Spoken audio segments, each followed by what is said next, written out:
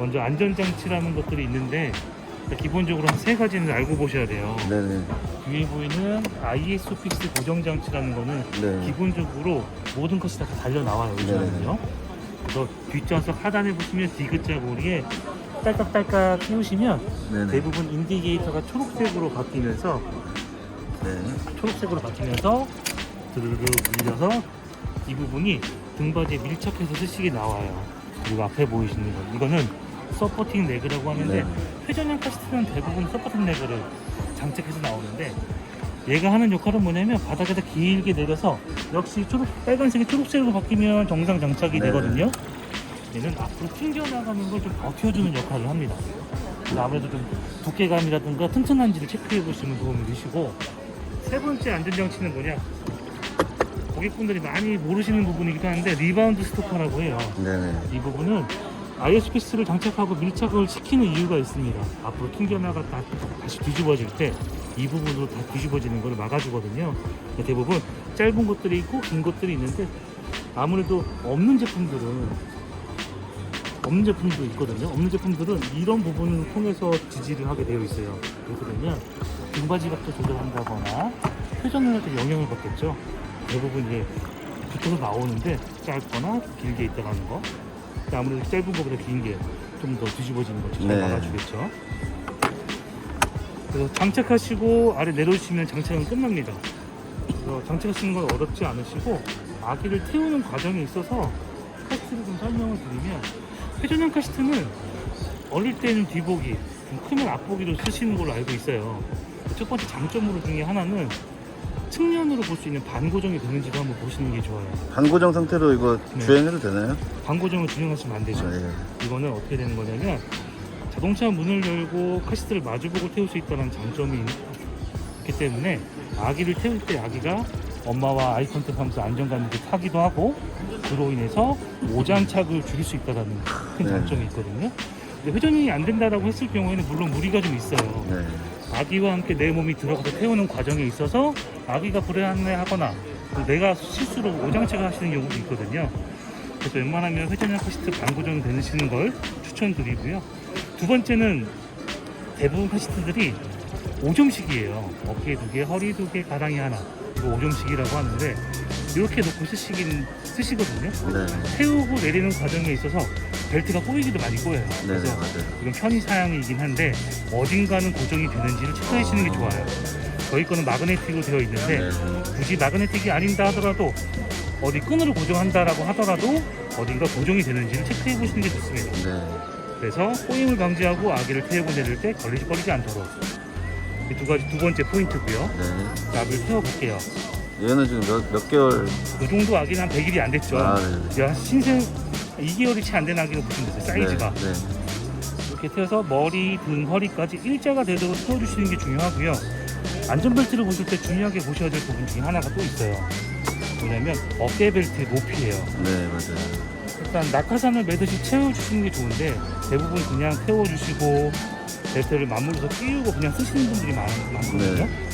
근데 기본적으로 모든 카시트가 헤드레스트 높이를 조절하면서 얘가 따라 올라오게 돼 있어요. 그 이유는 어깨 벨트는 아기 등에서 말아서 올라오거나 위에서 내려오면 안 돼요. 딱 어깨 선상에 위치할 수 있도록 조절해 주시는 게 중요하고요. 그래서 이게 움직이면서 같이 움직이는 거예요.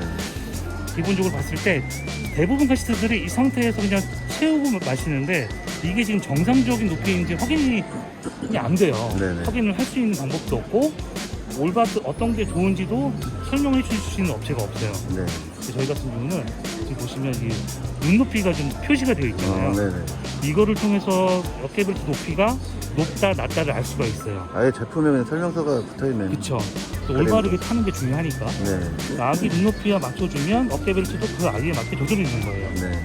맞춰볼까요? 지금 현재 높게 되어 있으니까 이렇게 맞춰주면 어느 정도 이 바운더리 안에 들어오게 되면 어깨벨트가 그 아이에 맞게 조절이 되는 거예요. 그리고 높이 조절을 해주시고, 그리고 하나 팁을 드리면 벨트 안쪽에 논슬 패드는 다 있어요.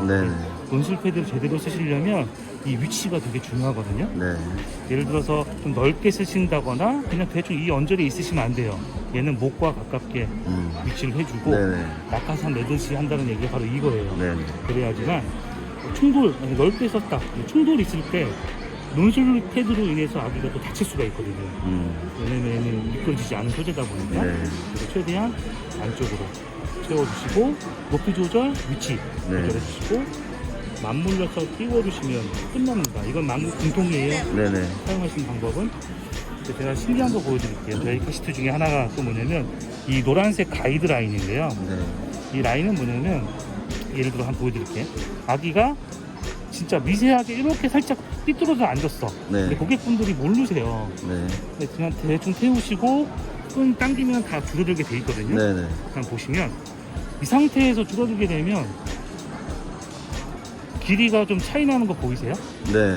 살짝 기울어졌는데 이 정도 차이가 나요. 네. 이거는 어떤 잘못이냐면 네. 한쪽이 길다는 얘기예요. 이미 어. 안전가드의 역할을 하고 있지 않는다는 얘기거든요. 네. 근데 보통 이런 표시가 없기 때문에 잘 알 된지 수가 모르는지 없네요. 알 수가 네. 없는 거죠. 그래서 인디케이터가 있다. 그렇죠. 이걸 통해서 뭔가 잘못됐다라는 걸 인지가 되셨으면 네. 아기를 다시 앉혀주셔야 되세요. 네. 살짝 앉혀주시고 안전벨트는 허리부터 채워주시는 거예요. 허리부터 당겨서 비주얼 가이드를 통해 네. 대칭이 이루어졌다 네. 라고 하시면 가슴에 살짝 손을 얹어서 끈을 서서히 당겨주십니다. 이때 내 손등에 살짝 압박이 오면 정상 장착인데 한 가지 더 체크를 해보실 게 뭐냐면 핀치 테스트라고 해서 네. 꼬집어 보는 거예요. 네네. 이렇게 꼬집힌다라고 하면 좀 느슨한 거겠죠. 네네. 다시 허리부터 당겨서 살짝 당겨주십니다. 음. 물론 내 손가락이 들어갈 정도. 네. 너무 꽉 조이시면 안 되시겠죠. 손가락이 들어갈 정도, 꼬집혀지지 않을 정도. 그러면 카시트도 정상 장착되고 아기도 올바르게 태웠어요. 네. 그러면 이 아이에 맞게 뒤복이든 앞복이든 돌려주셔야 되거든요. 보통 고객분들이 잘 모르시는 게 한 돌 전후로 뒤보기를 끝내시는 분들이 많아요. 맞아요. 왜냐면 뒤보기 타면 여기가 불편할까봐. 네. 되게 다리 단다고. 네. 발 닿는다고. 중요한 부분이기도 한데 뭐냐면 일반적으로는 아이 사이즈 카시트가 15개월까지는 뒤보기를 타기를 권장을 해드려요. 아니 거의 필수예요. 네. 근데 정확하게 말씀드리면 신장 기준으로 앉은 키로 한 76cm까지는 무조건 뒤보기 태워주셔야 돼요. 근데 매번 줄자로 재어볼 수가 없잖아요. 네, 맞아요. 그래서 어머님은 이 눈높이만 맞춰주시면 아이가 성장을 하잖아요. 이 뒤쪽에 이 점선이 보이시죠? 네. 헤드레스트 끝라인이 점선을 넘어가지 않으면 이 아이는 15개월이 안 된 아이입니다.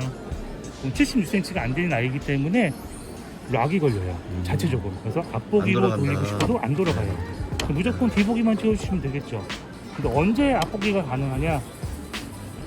아기가 조금씩 자라서 한 15개월 정도 됐어. 눈높이를 맞춰주다 보니까 어깨벨트 높이가 정상적으로 올라오겠죠.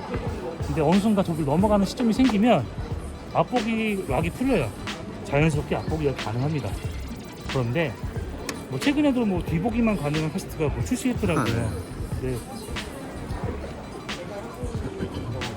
보통 선진국가라고 불리는 유럽이나 미국에서도 사실상 4살까지도 뒤보기를 권장해요. 더 큰 아이들도. 그만큼 뒤보기가 되게 중요하다고 말씀을 드리고 싶고, 전방 장착이 가능한 시점이 된다 하더라도 웬만하면 뒤보기를 태우시는 걸 권장해 드리고 있어요. 그래서 감사합니다. 네. 그리고 뭐 세탁도 많이 물어보시는데 세탁이 안 되는 카시트는 없으니까요. 네네. 안 되는 거 하나 있더라고요. 아, 저쪽에. 그래요? 벗겨지지가 않는 거. 이게 저희 것도 일단 손세탁 가능하도록 수 벗기는 벗겨지거든요. 네. 쉽게 탈착이 되고, 이거는 그 깨지지 않는다는. 네, 보통 이제 자전거 PP. 헬멧에 들어가는. 네네. 네. 그리고 이 뒤쪽에 이게 구두 주걱 같은 게 나와요. 네네. 뭔가요? 세척하신 다음에 말린 다음에 얘를 깔끔하게 아, 끼우실 때 그냥 쑥쑥 밀어 넣어주시면 패브릭 탈부착도 쉽다라는 거. 여기네. 그렇죠. 이렇게 더 깔끔하게. 대단하죠? 네네. 세심하네. 그렇죠. 이게 수완도가 사람도 몰랐네 이런 것도. 좀 세심하게 되어 있어서 많이 좋아하시더라고요. 세심하게 되어 있어서. 네. 좋네요. 네. 하다못해 이런 어깨 벨트 같은 경우도 보통 주로 어린아이들은 침 흘리고 많이 뭔가 흘리거든요. 네. 이너시트도 세탁이 가능하도록 쉽게 탈부착이 되는 건 당연한 거고, 이거 그 세탁기 세탁 가능한 거예요? 아니면 손 세탁해야 되나요? 보통 웬만하면 다 가능하게 나오는데요. 사실상 4년 이상 쓰는 유아용품 같은 경우는 손세탁을 권장해드려요. 왜냐면 옷도 세탁기 네. 많이 돌리면 상하잖아요. 웬만하면 손세탁 네. 해주시고, 요즘에 뭐 업체도 많이 있더라고요. 네. 맡기면 안 될 것 같아요. 그리고 케미칼 쓸까봐. 아, 그래. 네. 어깨 벨트 같은 경우는 저희 거 같은 경우는 쉽게 더러워질 수 있는 부분이다 보니까 네. 똑딱이 열어서 완전 분리돼요? 이렇게 해서 어. 쉽게 분리가 가능해요. 네. 요것만 조물조물 빨아서 네. 다시 또 끼우는 것도 방법이죠. 네. 쉽게. 옆으로 끼기만 하면 되네요. 그렇죠. 이렇게 슬라이드처럼 쓱 끼우시고 얹어서 꼭다기만 채우시면 됩니다. 간혹 가다가 어깨 벨트 또한 뒤쪽에 연결되어 있는 제품들이 있어요. 네. 근데 그걸 또 벗겨내기 위해서 번거로 하시는 분들이 있어서 이런 부분까지도 뭐 이너시트 사용하는 기간 그리고 이걸 빼서 쓰는 기간 다 표시가 돼 있어서 사용하시기 되게 편하죠. 이런 설명이라면은 그냥 지갑 나오겠네요. 너무 잘해주시네요, 진짜. 그래서 일단은 비교해 보시는 게 중요한 거니까. 근데 뭘 비교해야 될지 알고 비교하셔야 되잖아요. 네. 근데 모르고 접근하시다 보니까 맞아요. 그냥 비교할 수 있는 포인트를 설명해 드리고, 물론 이러한 것들도 되게 중요한 부분인데 이건 뭐 고객 선택 사항이니까요. 지금 그 일하시고 계시는 그 네. 직원분들도 지금 동일한 이 어떤 동일하게 레퍼런스를 설명을 네. 하고 있나요? 네, 설명해 드리고 무조건 비교 한번 해보십시오. 아, 네. 가서 아기가 타고 내리는 과정을 시뮬레이션으로 한번 돌려보십시오. 설명해 설명까지 드리고 교과서네요. 멋지네요. 딴 데 갔다 왔다가지고 귀 씻기는 느낌이네요. 아, 너무 좋다. 그리고 하나 더 챙겨드리는 건 이런 건데, 네. 네, 저희가 아이 사이즈 카시트잖아요. 네네. 일반적인 카시트는 전방 충돌 테스트, 후방 충돌 테스트 이 정도까지만 하거든요. 네네. 근데 아이 사이즈 카시트들은 측면 충돌 테스트도 하거든요. 보시면 전방 충돌 테스트는 앞으로 튕겨나가는 양을 본다라고 하면, 측면 충돌 테스트는 머리의 흔들림의 양을 보거든요. 그래서 아이 사이즈가 좀 더 비싸기도 하고 또 안전하다고도 하죠. 범위도 30mm 센서를 가지고 있는 범위를 쓰고 있다 보니까 더 정밀하고, 측면 충돌 테스트가 된 아이 사이즈 카시트인데 이런 것도 하나 더 챙겨드려요. 물론 달려 나오는 것 제품들도 있지만 한 개만 주는 거죠? 한 개만 주는 거. 왜냐면 문 쪽으로. 그쵸, 문 쪽으로 이거 장착하면 뭐 40% 정도 충격 흡수를 할 수 있다라고 하는데, 1차 충격. 네, 간단하게 막아주고. 간단하게 장착만 하시면 되니까 네네. 양쪽까지 있을 필요 없죠. 이쪽이 네. 엄마 자리니까 이런 것까지 설명이 충분히 되는지 아, 모르겠네요. 너무 좋았습니다.